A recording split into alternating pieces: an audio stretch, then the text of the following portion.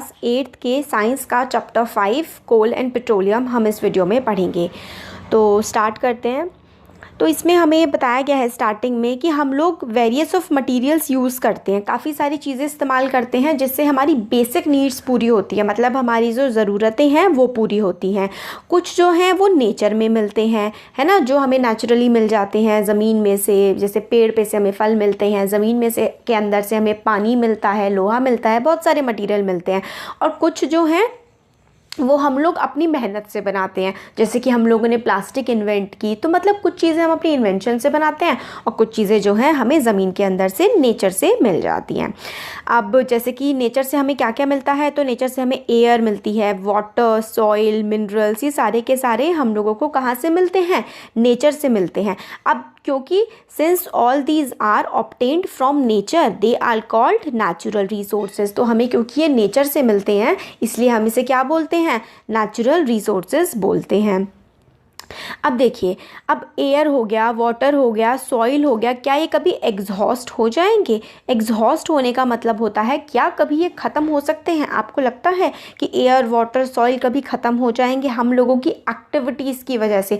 हम लोगों के जो काम हैं, हम जो इतना ज़्यादा नेचुरल रिसोर्सेज का ओवर यूज़ कर रहे हैं, क्या आपको लगता है कि उसकी वजह से कभी ये ख़त्म हो जाएंगे? तो in the light of availability, जैसे कि हमें इससे पहले हम देखते हैं कि is water a limitless resource, मतलब क्या वाटर कभी ख़त्म नहीं होगा? तो देखिए ऐसा नहीं है। हमारा जो पीने वाला पानी है, ज़मीन के अंदर जो पानी है जिसे हम यूज़ कर सकते हैं, वो एक दिन ख़त्म हो जाएगा। तो हमें पानी कभी भी वेस्ट नहीं करना चाहिए।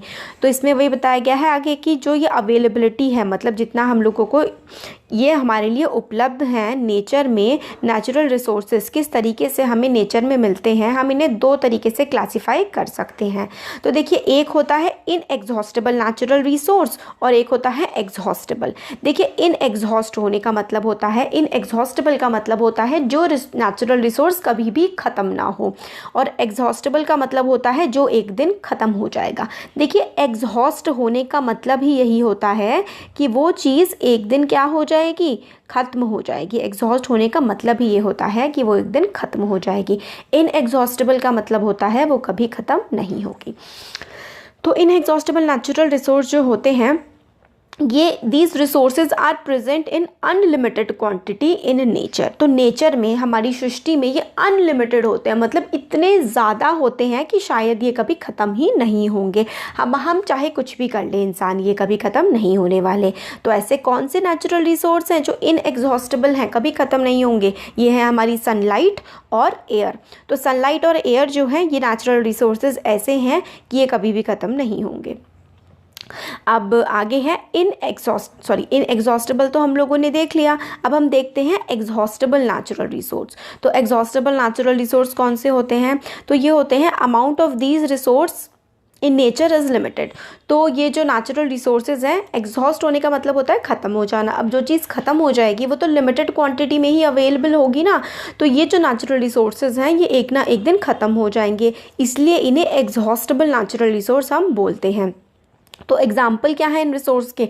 फॉरेस्ट, वाइल्ड लाइफ, मिनरल्स, कोल, पेट्रोलियम, नेचुरल गैस। तो यही जो हमारा चैप्टर है कोल और पेट्रोलियम से रिलेटेड पूरा चैप्टर है, और ये एग्जॉस्टेबल रिसोर्स है, मतलब ये एक ना एक दिन क्या है, ख़त्म हो जाएगा।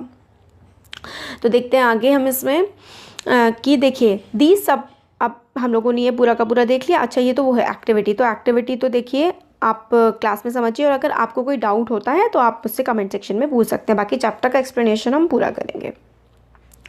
तो अब इसमें हमें बताया गया है, हमने एग्जॉस्टेबल और इनएग्जॉस्टेबल के बारे में पढ़ लिया। अब एज्यूम करना है कि जो ईटेबल्स हैं, देखिए ईटेबल्स का मतलब होता है जो चीज़ खाई जा सकती है।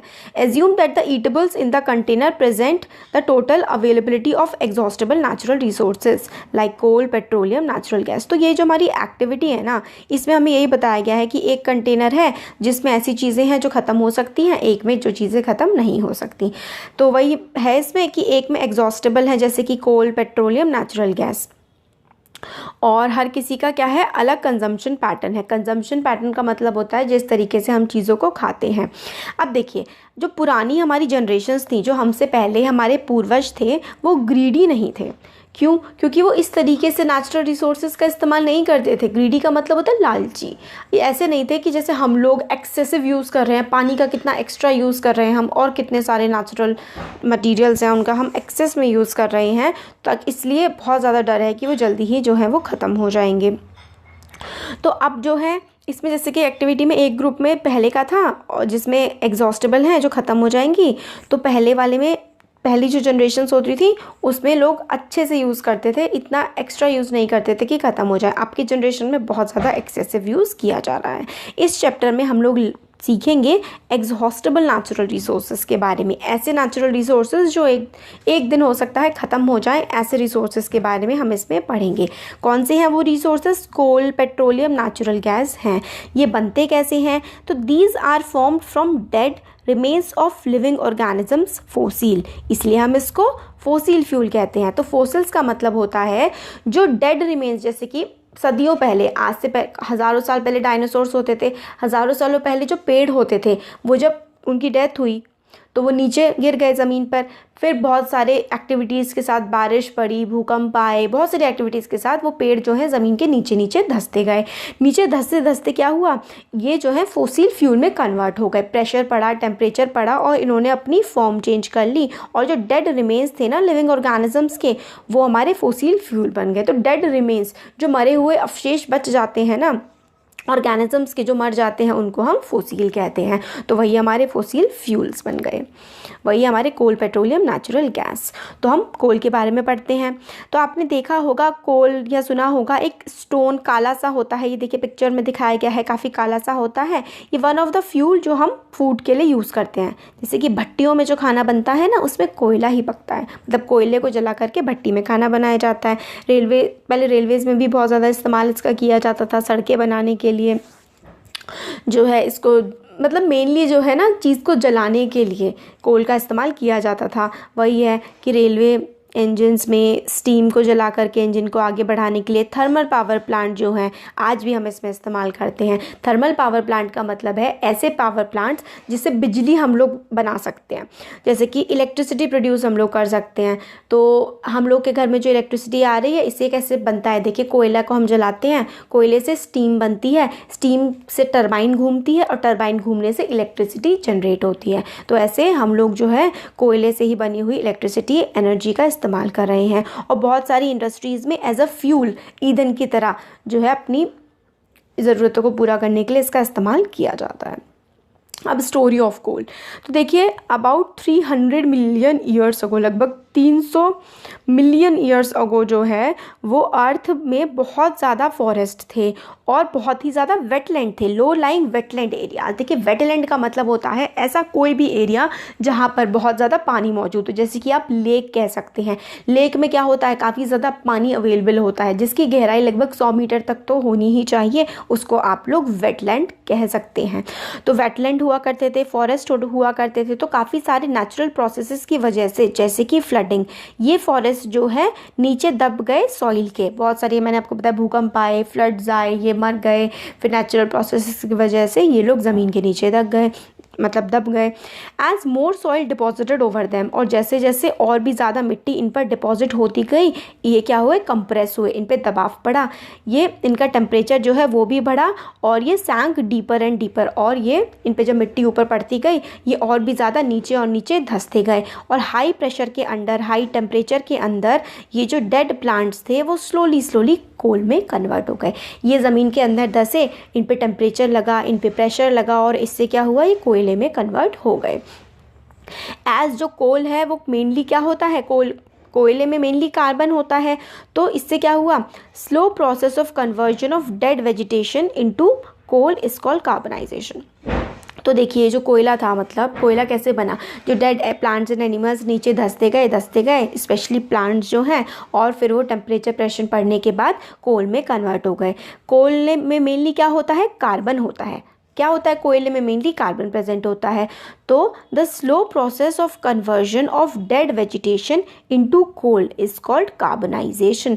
तो जो डेड वेजिटेशन है, जब वो कोयले में कन्वर्ट हुई ना, जो स्लो प्रोसेस था डेड वेजिटेशन का कोयले में कन्वर्ट होने का, कोल में कन्वर्ट होने का, उसको हम कार्बनाइजेशन कहते हैं। क्यों? क्योंकि डेड ऑर्गेनिजम्स में मेनली क्या पाया जाता है, carbon. Since it formed from remains of vegetation, coal is called fossil fuel. और जो भी चीज़ रिमेन होती है, जो चीज़ बच जाती है किसी के मरने के बाद, किसी प्लांट एनिमल के मरने के बाद जो अवशेष बच जाते हैं, उसको हम फॉसिल फ्यूल कहते हैं। तो इसीलिए उसको हम फॉसिल कहते हैं। इसलिए जो फ्यूल बना, ये जो ईंधन बना इस डेड रिमेन से, इसको हम फॉसिल फ्यूल कहते हैं। तो कोल जो है वो एक फॉसिल फ्यूल है, क्योंकि जो डेड प्लांट्स मरे, उनके ऊपर मिट्टी जमा होती गई, टेम्परेचर प्रेशर पड़ा और उससे कोयला बन गया। और कोयले से और ज़्यादा प्रेशर बढ़ता है तो क्या बनता है, हीरा बनता है। तो ये कोल माइन किस तरीके से मशीन के थ्रू कोयल अंदर खदानों से, ज़मीन के अंदर से कोयला निकाला जाता है, वो दिखाया गया है इसमें। तो when heated in air, coal burns and produces mainly carbon dioxide. तो देखिए, जब कार्बन का बना है कोयला, तो जब उसको हम जलाएंगे हवा, तो हवा में वो क्या प्रोड्यूस करेगा, कोयला ही तो प्रोड्यूस करेगा, कार्बन डाइऑक्साइड ही तो प्रोड्यूस करेगा। तो जब इसको कोयले को हम जलाते हैं तो कोल बर्न्स और ये प्रोड्यूस करता है कार्बन डाइऑक्साइड गैस। तो coal is processed in industry to get some useful product such as coke, coal tar and कोल तार। तो कोल को जब हम प्रोसेस करते हैं इंडस्ट्री में, तो काफ़ी यूज़फुल इससे प्रोडक्ट, काफ़ी इंपॉर्टेंट प्रोडक्ट्स निकलते हैं इसमें से, जैसे कि कोक निकलता है, कोल तार निकलता है और कोल गैस निकलती है। तो इंडस्ट्रीज़ में हम कोल की मदद से क्या क्या बना सकते हैं, इंपॉर्टेंट है ये, क्या क्या बना सकते हैं कोल की मदद से।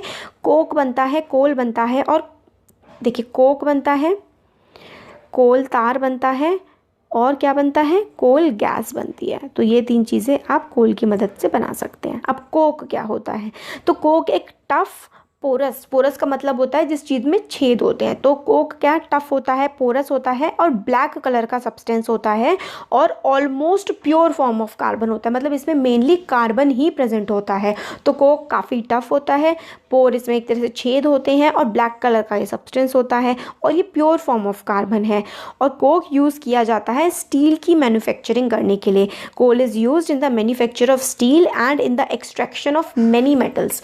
मैन्युफैक्चर ऑफ स्टील को बनाने के लिए और काफ़ी सारी जो मेटल्स हैं उनको एक्सट्रैक्ट करने के लिए, क्योंकि देखिए जो मेटल्स होती हैं वो हमें ओर की फॉर्म में मिलती हैं। तो कोल जो है वो मैन्युफैक्चर किया जाता है, कोक जो है स्टील के मैन्युफैक्चर में इस्तेमाल करते हैं और काफ़ी सारी मेटल्स को निकालने के लिए, एक्सट्रैक्ट करने के लिए भी हम लोग कोक का इस्तेमाल करते हैं। अब देखिए कोल तार क्या होता है, ब्लैक कलर का काफ़ी गाढ़ा सा थिक सा लिक्विड होता है जिसकी काफ़ी अनप्लीजेंट, मतलब काफ़ी ख़राब जो है इसकी स्मेल होती है। और it is a mixture of 200 substance. तो देखिए कोल तार में लगभग 200 सब्सटेंस मिले हुए होते हैं। प्रोडक्ट्स ऑब्टेन फ्रॉम कोल तार, जो कोल तार में से प्रोडक्ट निकलते हैं उसको हम लोग कैसे यूज़ करते हैं, starting material for manufacturing various substance used in everyday life. जैसे कि इससे जो मटेरियल निकलते हैं कोल तार से हम बहुत सारी चीज़ों में इस्तेमाल कर सकते हैं, जैसे कि जो डाई हम लोग बनते हैं ना, डाई जिनसे कपड़ों में रंग लगता है, ड्रग्स दवाइयों में इस्तेमाल होता है, एक्सप्लोजिव में फटने के लिए, जैसे पटाखे फटते हैं ना उसके लिए, परफ्यूम्स में इसका इस्तेमाल होता है, प्लास्टिक में, पेंट में, फोटोग्राफ के जो मटेरियल होते हैं, रूफिंग मटेरियल, देखिए कितनी सारी चीज़ों में कोल तार का इस्तेमाल होता है। देखिए प्लास्टिक बनाने में, पेंट बनाने में, photographic material, perfume, explosive, dyes, roof जो छत के ऊपर जो मटेरियल लगता है उसके लिए, तो और बहुत सारा मटेरियल इससे बनता है। इंटरेस्टिंगली देखिए, काफ़ी इंटरेस्टिंग सी चीज़ है, naphthalene balls use to repel moths and other insects are also obtain from coal tar. Naphthalene ball होती है ना वाइट कलर की, जो जैसे कि कपड़े होते हैं बहुत टाइम तक जो बंद रहते हैं, उसमें मतलब ख़राब ना हो जाएं कपड़े, कीड़े ना लग जाएं उनमें, इसके लिए नैप्थलीन बॉल्स जो रखी जाती है ना वो भी कोल तार की ही बनती हैं। अब देखिए दीज डेज आजकल क्या होता है, बिटुमेन अ पेट्रोलियम प्रोडक्ट जो है कोल तार की जगह यूज़ किया जाता है रोड्स में, क्योंकि कोल तार काफ़ी चिपचिपा होता था, काफ़ी समय लगता था, बहुत ही ज़्यादा गर्म करना पड़ता था इसे, इसलिए कोल तार की जगह आजकल जो है बिटुमेन का इस्तेमाल किया जाता है। अब कोल गैस क्या होती है, कोल गैस कब मिलती है, जब कोल की प्रोसेसिंग करते हैं।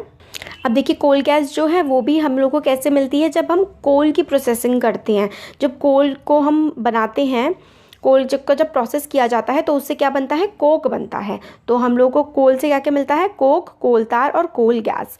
तो कोल गैस भी हमें कैसे मिलती है, is obtain during processing of coal to get coke. जब हम कोक बनाने के लिए कोल की प्रोसेसिंग करते हैं तब हमें कोल गैस मिलती है। तो हमें ये बताया गया, देखिए coal gas was used for street lighting for the first time in London in 1810।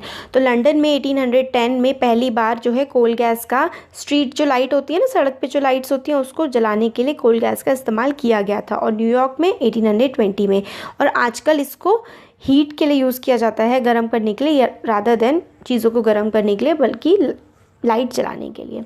और काफ़ी सारी इंडस्ट्रीज़ में ये फ्यूल की तरह काम करता है, जहाँ पर देखिए कोल गैस, कोल तार, कोक सब बहुत ज़्यादा इंपॉर्टेंट हैं, और इंडस्ट्रीज़ में फ्यूल की तरह ये इस्तेमाल किया जाता है। Near the coal processing plants, जो कोल को प्रोसेस करने वाले प्लांट होते हैं वहाँ पर इसका, कोल गैस का भी काफ़ी ज़्यादा इस्तेमाल किया जाता है। तो इस वीडियो में हम लोगों ने कोल के बारे में पढ़ा। अब नेक्स्ट वीडियो में हम लोग पेट्रोल वाला, और नेक्स्ट वीडियो में चैप्टर कंप्लीट हो जाएगा पेट्रोलियम की रिफाइनिंग वगैरह के बारे में, और नेचुरल गैस के बारे में हम पूरा पढ़ लेंगे। Thank you.